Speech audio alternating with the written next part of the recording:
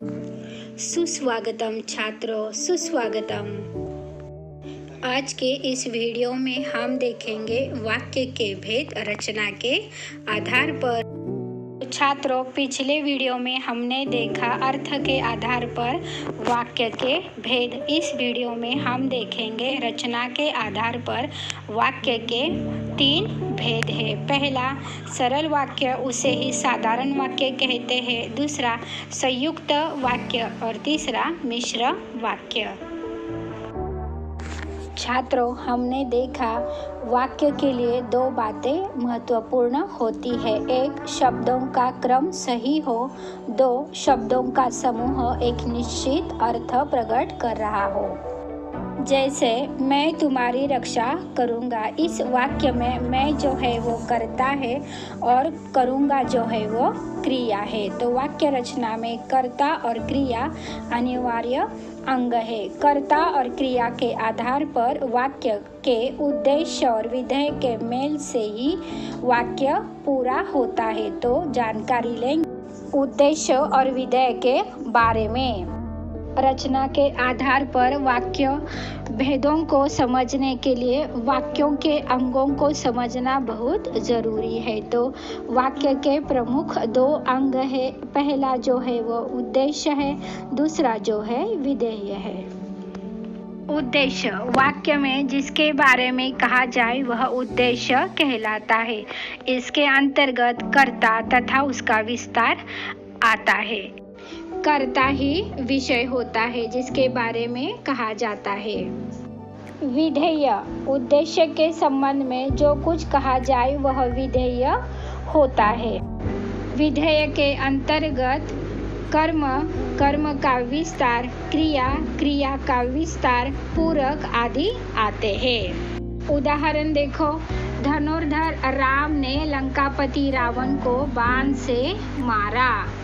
यहाँ पर धनुर्धारी राम ने ये उद्देश्य है, क्योंकि वाक्य में जिसके बारे में कहा जाए वह है राम, और राम जो है वो कर्ता है, जो काम कर रहा है।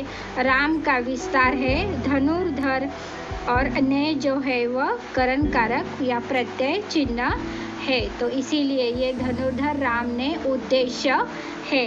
तो विधेय क्या है? लंकापति रावण को बाण से मारा, ये विधेय है। यहाँ पर कर्म जो है वो 2 है, रावण और बाण, और क्रिया जो है वो मारा है। इस तरह से हम उद्देश्य और विधेय को समझ सकते हैं। इसी के आधार पर हम रचना के भेद देखेंगे। रचना के आधार पर वाक्य के भेद। तो पहला भेद है सरल वाक्य, उसे ही साधारण वाक्य कहते हैं। तो उदाहरण देखो, सूर्योदय होने पर अंधकार जाता रहा। तो इस वाक्य में एक ही उद्देश्य और एक ही विधेय है। उद्देश्य कैसा है? उद्देश्य के बारे में हम क्या जानकारी ली है कि जिनके विषय में बात हो रही है उसे उद्देश्य कहते हैं। तो यहाँ पर सूर्योदय होने की बात हो रही है, इसीलिए ये उद्देश्य है। और विधेय क्या है?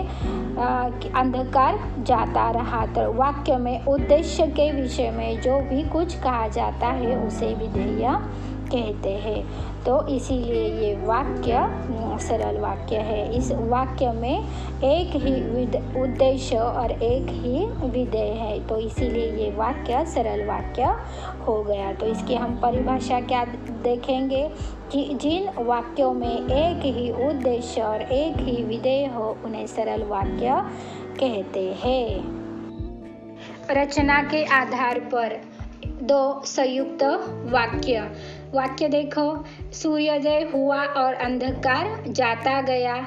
यहाँ पर पहला वाक्य जो है वो सूर्योदय हुआ और दूसरा वाक्य जो है अंधकार जाता गया। ये दोनों वाक्य और इस योजक चिन्ह से जोड़े गए हैं, तभी ये पूरा वाक्य तैयार हो गया है। दूसरा देखो, मैंने उसे बहुत समझाया परंतु उसकी समझ में कुछ नहीं आया। यहाँ पर देखो, मैंने उसे बहुत समझाया एक वाक्य है, उसकी समझ में कुछ नहीं आया, ये दूसरा वाक्य है। है ये दोनों वाक्य परंतु इस योजक चिन्ह से जुड़े हैं, तभी ये स्वतंत्र वाक्य बन गया है। तो देखो वाक्यों में और, या, तथा, अथवा, इसलिए, फिर भी, किंतु, परंतु, लेकिन आदि समुच्चयबोधक अव्यय द्वारा वाक्य जोड़ा जाता है तो उसे संयुक्त वाक्य कहते हैं। तो हम संयुक्त वाक्य की परिभाषा देखते हैं। दो या अधिक सरल वाक्यों के जुड़ने से बने वाक्य को संयुक्त वाक्य कहते हैं।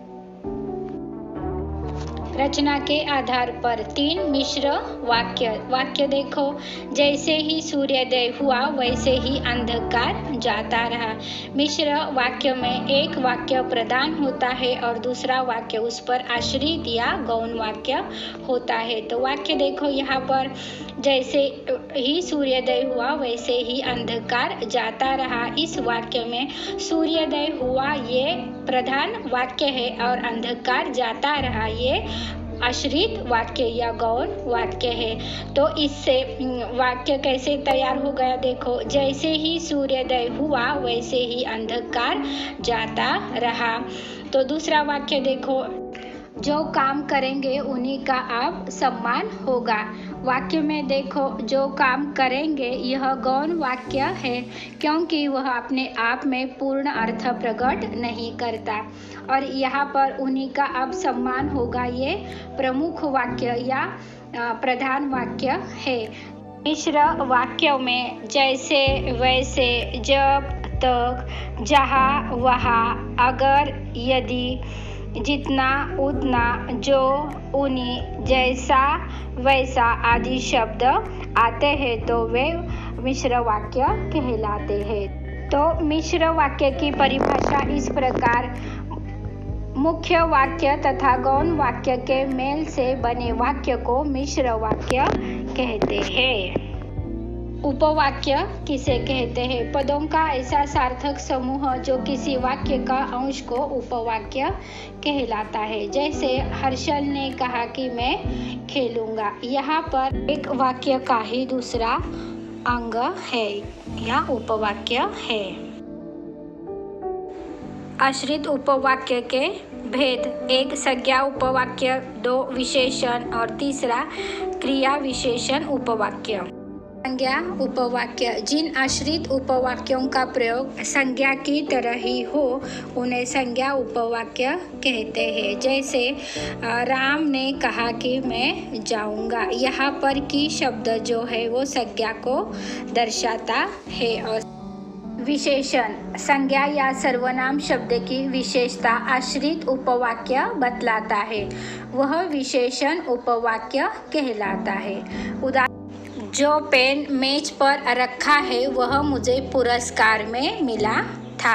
विशेषण पहचानने के शब्द, जो, जिनके, जिन्होंने, जिसे, जिसने, जिसका आदि शब्द वाक्य में हो तो वो विशेषण कहलाते हैं।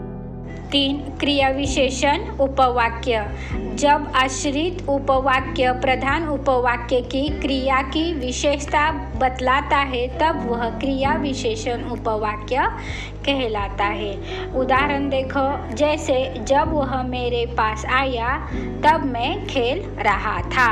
क्रिया विशेषण उपवाक्य की पहचान कराने वाले शब्द, जब तक, जहाँ, वहाँ, जो, तो, अगर आदि शब्द आए तो वह वाक्य क्रिया विशेषण वाक्य कहलाता है। और देखो यहाँ पर एक बात यह है कि एक वाक्य उसमें प्रधान होता है और एक वाक्य आश्रित होता है। छात्रों, अब तक हमने रचना के आधार पर वाक्य के 3 भेद देखे। यहाँ पर पहला वाक्य जो है वो सरल वाक्य है, उसमें एक मुख्य क्रिया होती है, उसमें एक उद्देश्य और एक विधेय होता है। तो 2 संयुक्त वाक्य, उसमें योजक शब्द होते हैं और ये योजक शब्द कौन कौन से हैं? और, तथा, किंतु, परंतु, अंतः, इसलिए आदि ये योजक शब्द हो तो वो वाक्य संयुक्त वाक्य होता है।